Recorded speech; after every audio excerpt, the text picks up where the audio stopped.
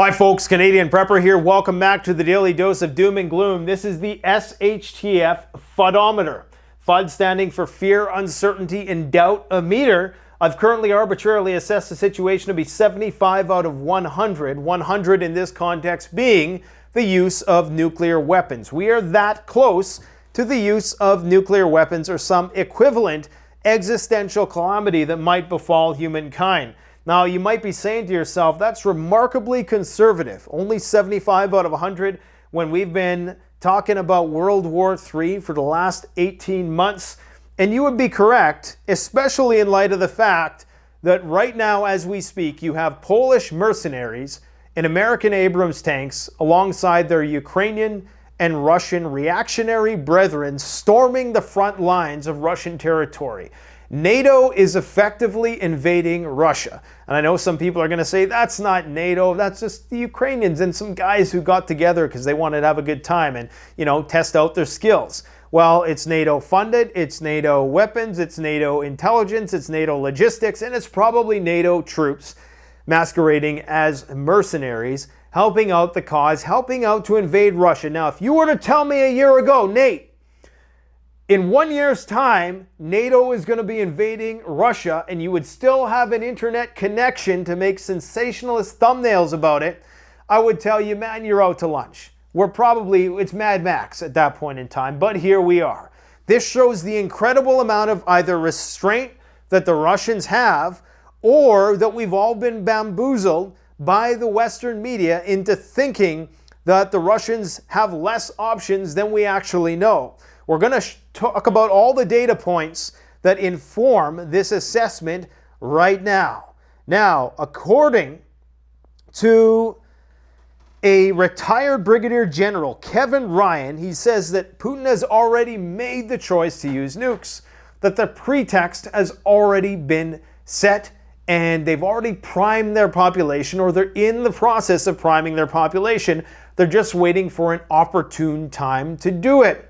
Now, this might coincide with what's happening way out east in the South China Sea, in the Taiwan Strait in particular, where the Chinese and the Americans are having way too many close calls for comfort just in the past week. Are the Russians waiting for something to kick off in the Taiwan Strait for them to play that card? Because the last thing they want to do is alienate themselves on the global stage. And unless they have sufficient justification to warrant the use of a nuclear weapon, many other countries, including their other allies, like China, who's one of their primary trading partners right now, will probably be disappointed. But if China and the Americans are fighting, then the Chinese probably aren't going to care. So maybe that's what's going on here. We also have the Russian media talking very explicitly about a war with NATO as being inevitable. You have Maria Simonian, who is the head of Russia Today. She's typically on this Russian propaganda show. I'm not sure what it's called. I'll show you the clips in just a minute. We have a lot of clips to show you today. But in this one, it's very concerning because she seems a lot more distraught than usual. And she's making some very clear predictions, and she doesn't even really refer to them as predictions. These are things that are going to happen. It's just a matter of when it is going to happen. You can tell that Vladimir Putin has some very sophisticated Machiavellian agenda, because even the people who are closest to him don't know the plan. And this is probably why he has so many different generals and private contractors and Kadyrov from the Chechens, so many different people trying to curry favor, so that if one of these people go rogue and try to foment some kind of coup, then he can get the other ones to team up on them. I think Putin doesn't get enough credit for how he has been able to wield the power that he has over his society. I think that he's a very intelligent person, and a lot of people are underestimating him. That's not saying that he's a good guy or anything like that. I don't think in the upper echelons you're going to find a lot of good guys, to be brutally honest. You're going to find people who were committed and dedicated to achieving some goal, and that's what brought them there. But we're going to talk about that a little bit more. We're going to talk about the information war. Why is it that this day and age, when you could live stream in 4K, 8K in some places, in the highest Tibetan mountaintop? Can't we get accurate information? How the hell were they able to effectively count casualties honestly in World War II? It calls into question pretty much every assessment that has been done in history in the context of war. If today we can't even get it right, if there's this huge divide in terms of what the Russians are saying and what the Ukrainians are saying, you have troll farms, you have deep fakes, you have propaganda, fake news, blatant disinformation. It seems the more technology we have, the less informed we become. Why is it such a double-edged sword? It's just perplexing that we've been so bamboozled by the Western media that we've been told that the Russians have no other options. And that, yeah, right when they so much as look at Crimea the wrong way, they're going to use nuclear weapons. Still hasn't happened, and the country is being invaded. All that means is that it hasn't happened yet, and maybe the Russians are hoping that they can just hang in there till the next elections. I don't know what the Russians are thinking currently right now, but they're starting to get pushback from their own people, and it's not the pushback that's saying we need to get out of this war. It's the pushback saying you need to finish this war using the weapons that we know can finish it. Now, you have massive Russian naval exercises about to take place in the east, in the far, far east. You can never say east or west because their east is our west. Anyways, near Japan, near the peninsula of Kamchatka, I believe. And this is a massive warship naval exercise, 60 warships, okay, 14,000 troops. Now, for a country that is so starved of manpower and resources, you tell me how they're able to conduct such a massive exercise and why. Why are they doing that exercise there right now? What are they so worried about on their eastern flank that they feel that they need to flex this muscle? Perhaps they're worried about something transpiring there rather quickly that they're going to have to get involved in. Who are they trying to send a message? But this definitely contradicts the Western notion that the Russians are scrambling for ammo, they're scrambling for manpower, they're losing on the front. You gotta almost believe the Russians when they said, just like they said last week, we haven't even started yet. We're not even taking the war seriously yet. So I guess we're gonna see.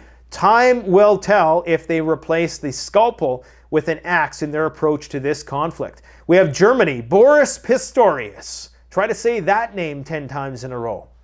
He claims, he's the Germany's Minister of Defense, they're thinking about sending fighter jets now. In fact, I heard today they're going to send F-18s instead of F-16s. So a slight upgrade there as far as I know. F-18s might be going to Ukraine. I could be wrong. The number doesn't necessarily represent a better plane. But he's saying that now, you know, we're not going to send the Taurus missiles yet, which means they're probably going to send them at some point. But we might send fighter jets as well. So you're going to have the Luftwaffe with the Leopard tanks rolling across the Russian border. You can't make this stuff up. It doesn't get more Armageddon than that. And I'm telling you guys, I put this at 75 because I know in the coming summer ahead, this thing is going to ratchet up really, really quickly. Unfortunately, the bloodshed, which is just absolutely horrific as is only going to intensify. And that cannot be understated. What is actually happening on the front lines, apart from all these sensationalist headlines, is people are losing their fathers.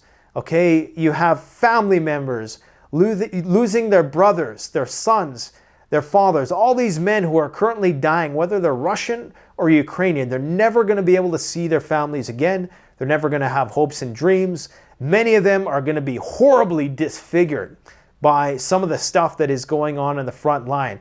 In most cases, the worst casualties are the people who survive because they're the ones who have these crippling injuries, these deformities. They get half their face blown off or their legs blown off or their hands or whatever the case, and it's absolutely horrific. And we can only hope that we're going to find some way to broker a peace deal so we can take this bull market to the moon and start to deal with other existential threats that befall humankind. As I said before, Putin is either a genius or an idiot.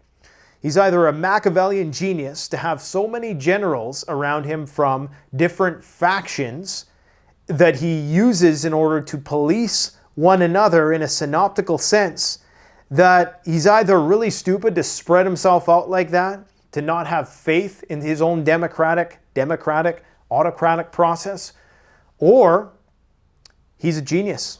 It's hard to say. Russian civil war brewing. You have Yevgeny Prigozhin, the head of the Wagner Group, arresting a high-ranking Russian officer who he claims was actually shooting at some Wagner troops who were in a unmarked vehicle. Okay, and this guy apparently was drunk. But the fact that you have the Wagner Group in there like the military police almost makes you wonder if Putin doesn't have him there really to keep checks and balances on the military, to make sure they know what they're doing.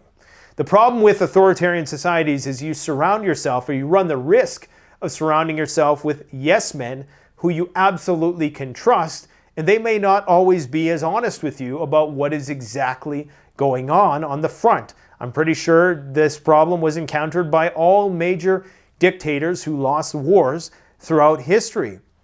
Something to consider. Maybe the Wagner Group is just to make sure, in case somebody tries to overthrow Putin from the inside out, Wagner will come to the rescue, or vice versa. The counteroffensive has begun. At least the probing operation has begun. Again, the Russians say we destroyed a bunch of tanks. The Ukrainians said, no, you didn't destroy anything. The Ukrainians, as far as they're saying, they're already making headway, already in 100 miles in some places, into Russian territory. If you look at their maps, the Russians are saying that's all nonsense. We've been destroying you left and right. Guys, it's incredible. I still cannot get over how this day and age, with all this information at our disposal, and now you have the campaign by the Ukrainians, which is a convenient way to suppress any form of dissent in a so-called up-and-coming democracy that wants to be a part of NATO. But of course, they have to do it. You got to be a military dictatorship in a war. You have to declare martial law. I get that, but it's also very convenient. And it's kind of a slippery slope, if you catch my drift. We have Putin deepfake on the border in the Russian territories that are currently being invaded by the Polish mercenaries and the Ukrainian and Russian reactionaries. At least some of them are reactionary, according to the Russians, and actually according to themselves. Yeah, they are self-professed Nazis, as far as I know. Anyways, not all of them, but some of them. They hacked local radio stations and television stations with a deepfake of Vladimir Putin telling the people that we've declared martial law and that they need to evacuate. Now, it was a decent deepfake. It would easily fool some of the older generation who don't even know what a deepfake is. If they seen that on their TV, they were probably packing up and getting ready to go. The Russian MOD, of course, came on immediately and said this is just a fake, this was a hack. The fact that the Ukrainians are that good that they can hack it in the first place is pretty impressive, but this just goes to show this is what we have to contend with. And the deepfake technology is only going to get better. I mean, that technology really is only a few years in. Really good stuff is only a year or 6 months. Just imagine a few more months from now how impossible it's going to be able to discern what's what. As I talked about, Poland is effectively invading Russia in more ways than one. They're doing this massive military buildup on the border with Belarus. A lot of people thinking that something's being planned. And you have Ukrainian leaders like the director of intelligence. Suddenly, they've gone Zaluzhny on us. They're nowhere to be found. You know, the guy with the sandbags in the windows, and it's kind of a hard sell because I've been telling people, get some sandbags. But apparently Budanov, if that's his name, Budyanov, is missing. But again, it could just be Russian propaganda because we don't know what's what. But apparently he hasn't been making as frequent appearances as he once was. This is the map, okay, largely unchanged for the most part. Few minor incursions here and there. Again, you don't even know what to believe. What I gather from most sources is that what's going on right now with this failed offensive, let me just remove this here. Collapse map legend, there we go, is that, you know, they're doing all these probing operations, but ultimately the brunt of the attack is going to come somewhere in the south, be it over Zaporozhye, and they're going to try to, you know, get this nuclear power plant. That's the big prize, but also cutting off Russia from Crimea, take out the bridge, and then just work their way down. There's many Ukrainian high-ranking officers who are insisting and 100% certain that they will have taken Crimea back by next summer. So they kind of moved the goalpost a little bit. But regardless, I guess you kind of have to be that overconfident. Now, this is what the Russians had to say. And I'm going to read this. I'm going to try to read it in my girly voice. I won't subject you to that. All right, here we go. About the red lines. Somehow it seems to me, and I should say again, she is the main director at Russia Today, okay? About the red lines. Somehow it seems to me that the red lines is the kind of damage that's comparable to the damage that's going to happen when we cross that red line, meaning we should be, you know, tit for tat. Let me explain what I mean. We are left with the line of striking at those with whom we are actually at war. Already half the European leaders have admitted that if Russia were at war with Ukraine, Ukraine would have held out for 2 days or 3 or 5 hours. They say it openly. So that means Russia is at war with all of them. Accordingly, at some point, on the contrary, they're all at war with Russia. Naturally, Russia repels their attacks. At some point, we have to hit airfields from which these fighters will take off.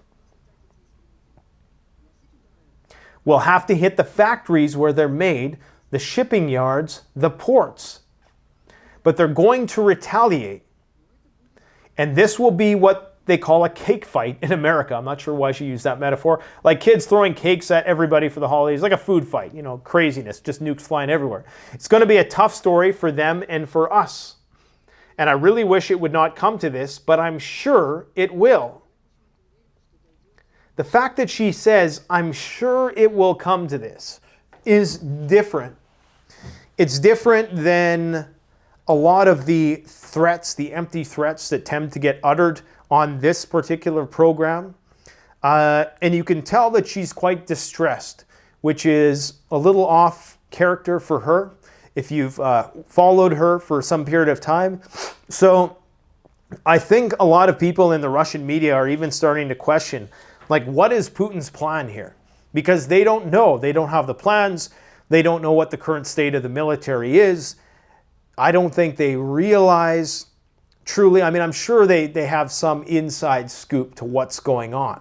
But for her to say so definitively and unambiguously that this is what's going to happen, is that we're going to have to attack NATO bases and that they're going to retaliate and that it's going to turn into a cake fight, means that we could easily go from 75 to 99.9999 very, very quickly. Here you have Zaluzny, who we haven't seen in some time, saying that he would gladly ride a tank into Red Square in Moscow, and they kind of have a good chuckle here. Yeah, I'll ride a tank in a Red Square in Moscow. Why not?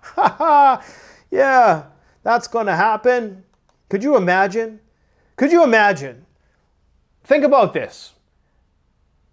Germany couldn't do it in World War II. Could you imagine Russia, who spent decades building up nuclear forces, strategic forces, for decades and decades, and pumping billions and billions of dollars? They went through the Soviet Union, through the Cold War, collapse of the Berlin Wall, to rebuilding their military, to here they are today. They're going to succumb to some jokers with a bunch of ragtag soldiers and their pieced together military. They're going to let them ride into Moscow and take the country over? Are you insane? You think now they're just going to fold? I mean, these people are delusional, man. These are some balloons. I was talking about this. You guys need to realize they're using a lot of these high altitude balloons in Ukraine right now, not only for reconnaissance, but mostly the Russians are using them as decoys or either radar reflectors or whatever they might be in order to exhaust Ukraine's defense. Now this is back in winter, and I talked about this one in winter, but they're apparently making the news there once again.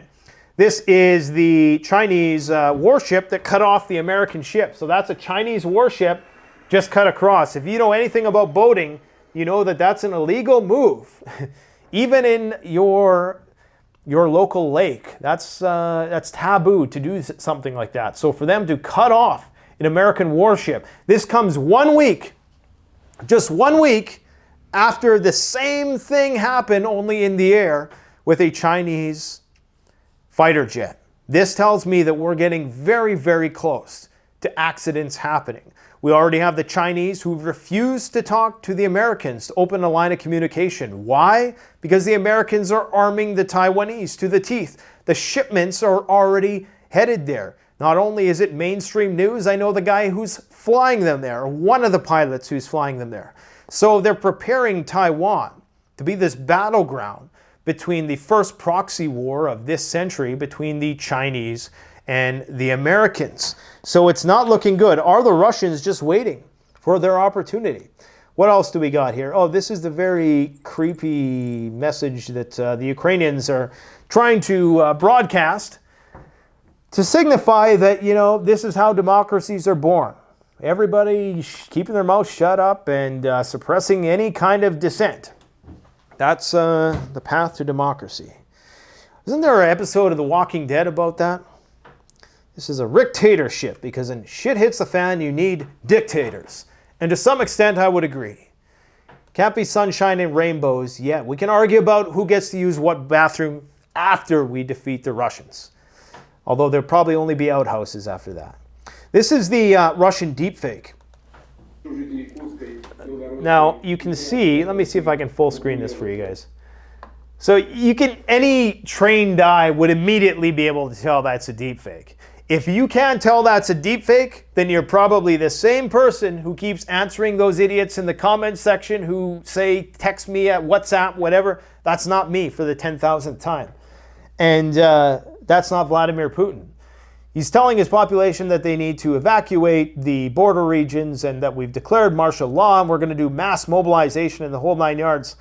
Now, on the topic of mobilization, there is, not rumor, this is right from I was going to say the horse's mouth. This is right from the Kremlin that they're actually going to be issuing mobilization orders via text. So you're just going to be, you know, swiping on Tinder one day, if they still use that in Russia, if they're still able to, and you're going to get the call. You're going to say, you must report to such and such. That's how it's going to happen. It's no longer going to be via, you know, some guy coming to your house and restraining you in the middle of the street, dragging you away, kicking and screaming. That's how it's going to be. In Russia right now, this is what we see. Now, I don't know if this is some controlled opposition, or I guess not opposition, but it would be controlled pro-government assets who are protesting that they need to bomb the Russians. The Russians need to nuke the United States, right? So they're saying, yeah, we need to, you know, they got a big nuclear weapon on here. And so there's people who are protesting now for a more hardline approach, okay, to use the nukes. This is what we're going to see. We already have kind of seen some protests of this nature in Russia in the past year, but now they even got vehicles, and they're making a parade of it, it would appear. So I want you guys to do me a quick favor here. I don't ask for much. Please like the video and comment, but go check out my buddy, the Container Guy's YouTube channel. And we actually do a tour of our warehouse here with him. We go over all different types of preparedness products. I'm going to post a link to this video in the description below so you get the inside scoop. And he's a good guy to know, especially if you like doing things with shipping containers, okay? This guy can tell you pretty much everything you ever wanted to know about shipping containers. They also have some unique products that they sell to help modify your shipping container to make it livable or for whatever purpose you want. We did a whole video with him on the uses for shipping containers, the do's and don'ts. Do not, under any circumstances, bury a shipping container. He is thinking of making something that is going to be able to support the weight of Earth, but he'll always advise you never bury a shipping container because that thing is going to collapse, okay? But go and watch that video and the other collaborations that we've did if you could. Now, what else do we got to talk about here? So this is, we'll give you guys some pro-Russian stuff and some anti-Russian stuff. Don't worry. We do it all here, man. We try to be objective. That's the main thing that we're lacking in this world, in this hyper-politicized world. Why Putin will use nuclear weapons. Retired Brigadier General Kevin Ryan is a senior fellow at Harvard Kennedy School's Beffer Center for Science and International Affairs. He served as the defense attaché to Moscow and deputy director for strategy, plans, and policy on the armed staff. So he knows his stuff. Even if he is just a mouthpiece of the neocons, if you want to take the worst case scenario, it's still worth listening to what he has to say. There is a strong evidence that Putin has resolved to use a tactical nuclear weapon in his war in Ukraine. In recent speeches and interviews, he's argued that Russia faces an existential threat, a situation under Russian policy that warrants the use of nuclear weapons. He has also reshuffled his military leadership so that the 3 generals responsible for the employment of tactical nuclear weapons now command his special military operation in Ukraine. So I wasn't aware of that the 3 generals that are currently managing the conflict in Ukraine are actually the ones who have the authority to use nuclear weapons if they feel they need to. Now, of course, Kevin Ryan's hypothesis here seems to be disproven and challenged by the fact that Russia still has sufficient manpower to run military exercises on other sides of their continent, like the one that they're currently engaging in or about to engage in out here near the, what the hell is this called? Kamchatka Peninsula, something like that. Now, Kamchatsky Peninsula. 60 warships, 11,000 military personnel. I heard 40,000 elsewhere. 35 naval aircraft, 60 warships. Now, you might say to yourself, okay, they're there anyways.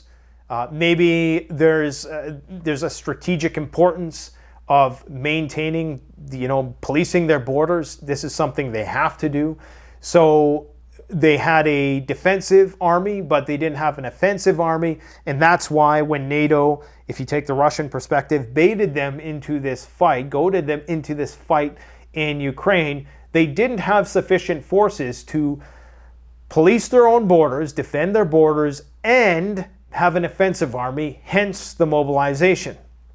So we might well see yet another mobilization, but that seems, if they were that desperate in Ukraine, that they would be, redeploying some of these forces and maybe putting some of these other exercises on hold. But according to some insiders, the Russian economy is doing not only just fine, but they have so much money they don't know where to put it. Now that could be because they don't have all the equipment, all the innovation, ingenuity, the skilled workers that they need because, of course, of all the sanctions in order to build and develop these projects. But from what I hear, the grocery stores are still full. Inflation is being managed. They have endless amounts of resources. They have the most amount of resources in the world, far and away, double that of the United States. They have virtually no debt, relatively speaking. I think their debt to GDP ratio is around 10% compared to ours, which is now 120%. Ours, I say Americans, because we're tethered to that sinking ship. So Russia ain't doing that bad. And I mean, look at the size of their frickin' country. Lord only knows what is in here. Lord only knows what's in Siberia. I mean, is there gold? Is there oil? Who knows what's in there? We don't even know. And we're probably never going to know because we're going to go to Mad Max before we can utilize all our fancy surveying equipment. U.S. has decided to expand sanctions against Russia. Well, that's a great way to tone things down. The U.S. is now saying, hey, we're not going to be the bad guys here. We're the good guys. We're not going to be pulled into some nuclear arms race. We're just going to provoke the Russians until they decide to use a nuclear weapon. And so they're saying that, hey, you guys should come back to the table and we should negotiate this whole New START thing. And the Russians know this is all bullshit. They're playing along because what's happening right now is it's this grandstanding on a global stage. Both the Americans and the Russians and anybody involved in any conflict is always trying to show that they're trying to be diplomatic, that they're not, just some rogue nation doing what it wants, that they adhere to international policy. That's all this display is. US is going to say something they know the Russians are never going to go for because they're currently helping the Ukrainians invade Russia's territory, right? So Blinken dismisses calls for a ceasefire, says US must build up Ukraine's military. I mean, you have to ask yourself, why? Why? Now, I know the whole Western financial hegemonic argument. I've been one of the biggest pushers of that argument. The argument that you have to contain Russia and China because the US dollar hegemony depends on it. Okay, if you lose Ukraine and if Russia absorbs Ukraine or some of it, they become even more economically empowered. They control the Black Sea, they start to get an upper hand on trade, and then it's all downhill from there for the American empire. But I still don't think that Russia and having a neutral Ukraine, even if half of Ukraine was Russian, I don't think that it would necessarily necessitate the collapse of the transatlantic alliance. I just don't think that, but somebody up there thinks that. Now there's a theory, there's compelling arguments to be made to support that. That if you let the Russians have free reign over Crimea and the Black Sea and control that part of Ukraine that has all that rich resource wealth, that the Russians will become a superpower again. And they'll slowly start expanding their influence. Give a person an inch, they'll take a mile type thing. There's something to be said for that.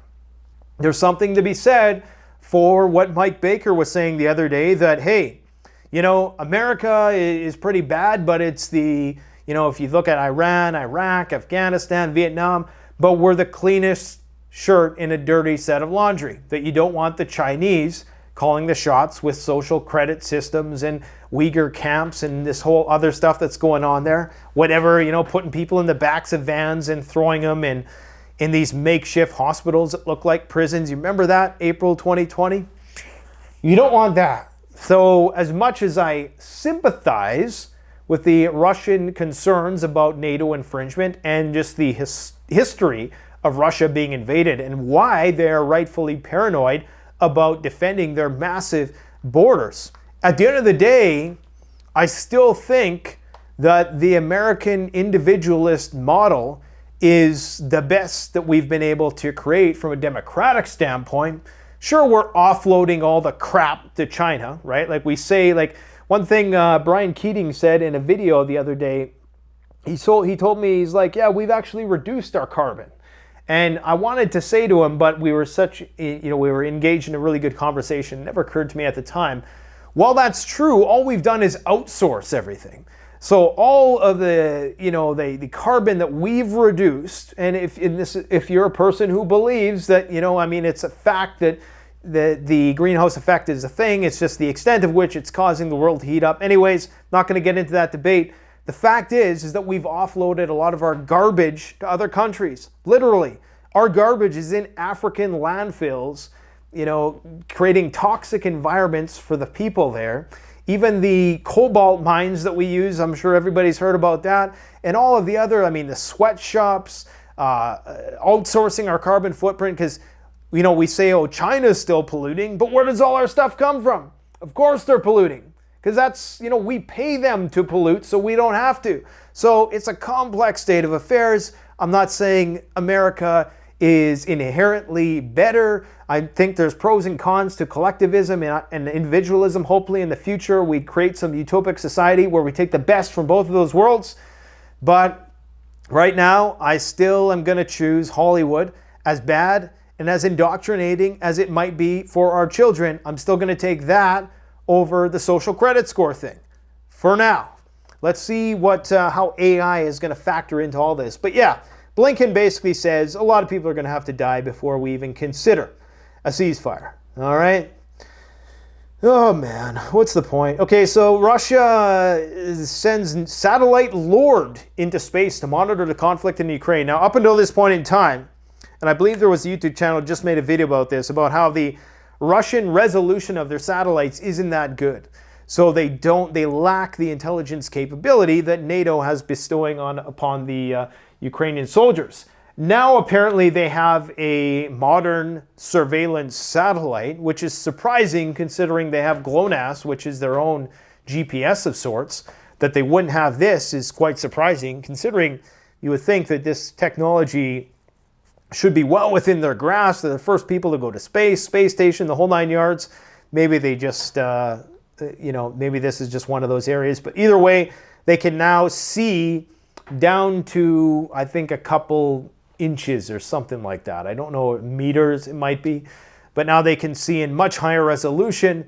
And this may be why they've been able to better target the Ukrainian infrastructure. Speaking about that, this is an interesting story, guys. Take a look at this.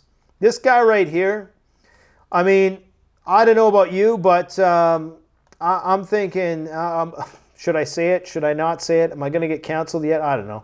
I'm thinking Epstein Island when I look at this. I'm going to be brutally honest, but hey, I could be totally wrong about that.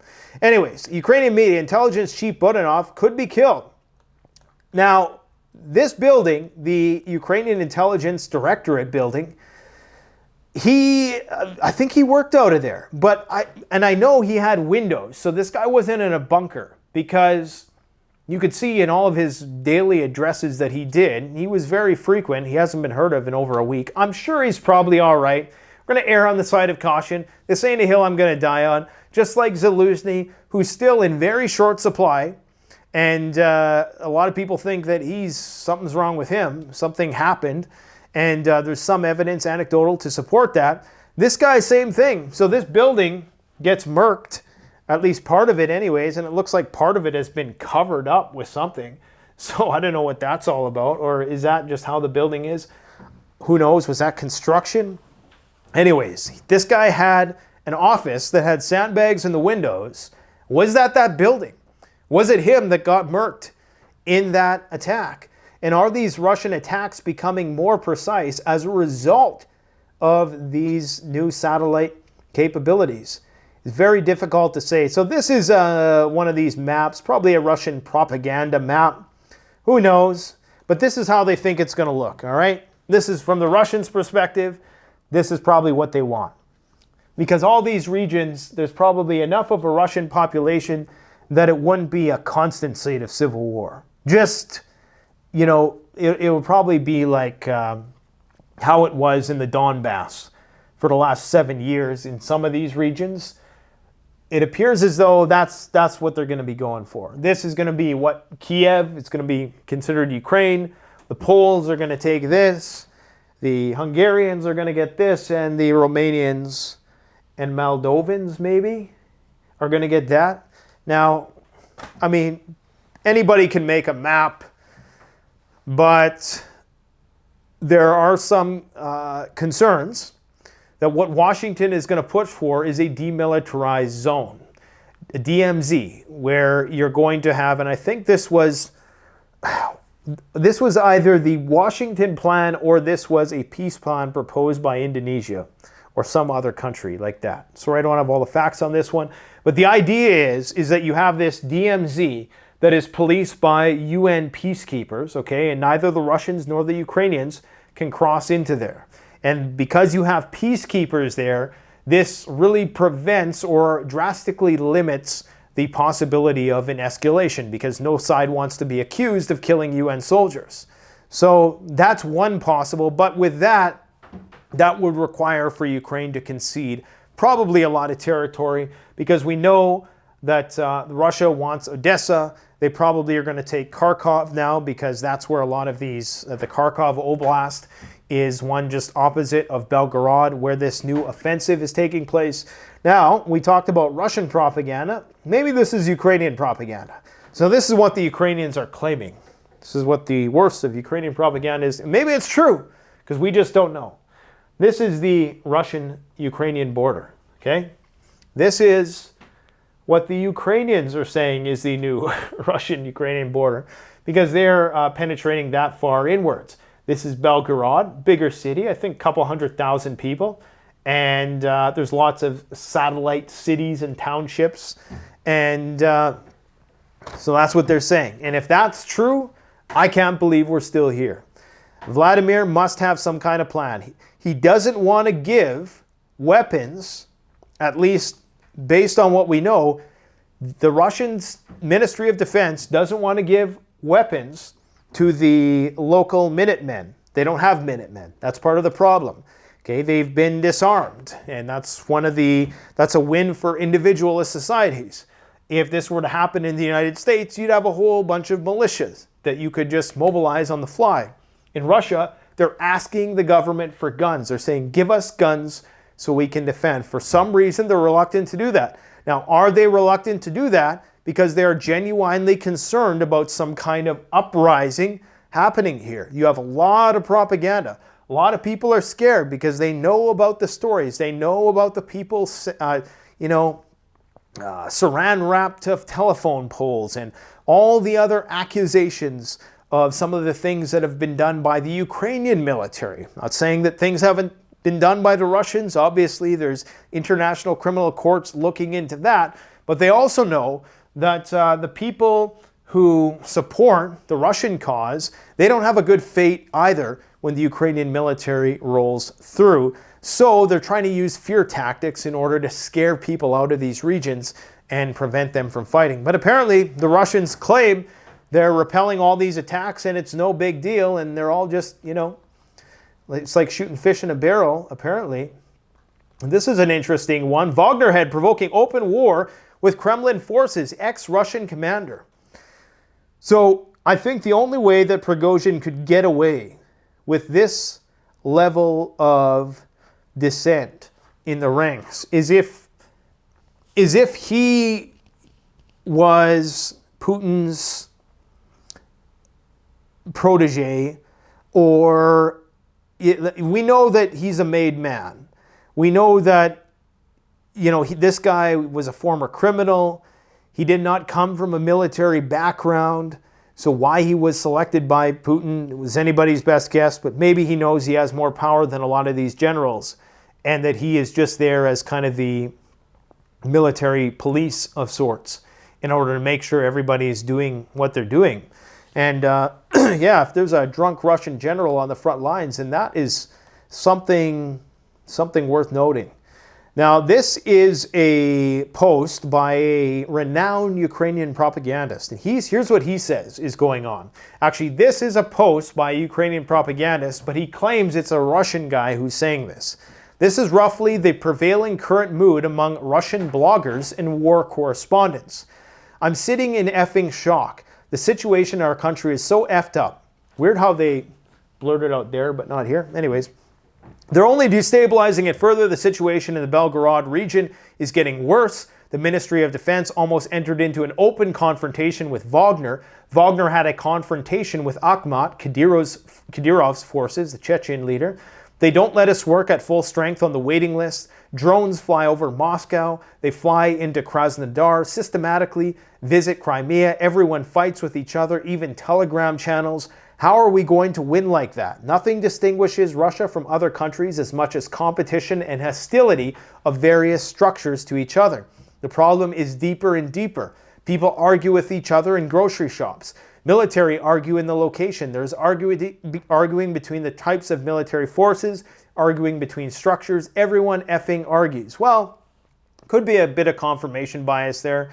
The guy seems kind of angry, so maybe, he's not really seeing the world through the right shade of glasses.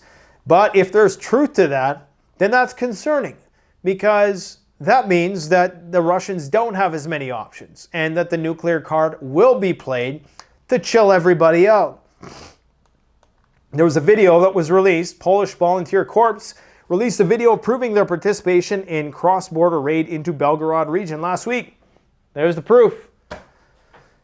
They posted it themselves. Ukraine uses Polish weapons to attack Russian territory. Not just Polish weapons, but actual mercenaries. So don't be surprised when the shizzy hits the fizzy. We talked about that. Radio waves, air fake Putin's state of emergency addressed, and the Kremlin comes out and says there was no, not only was there no state of emergency, but the hack wasn't even successful, they claim. So this is what I mean. You just don't know what to believe nowadays.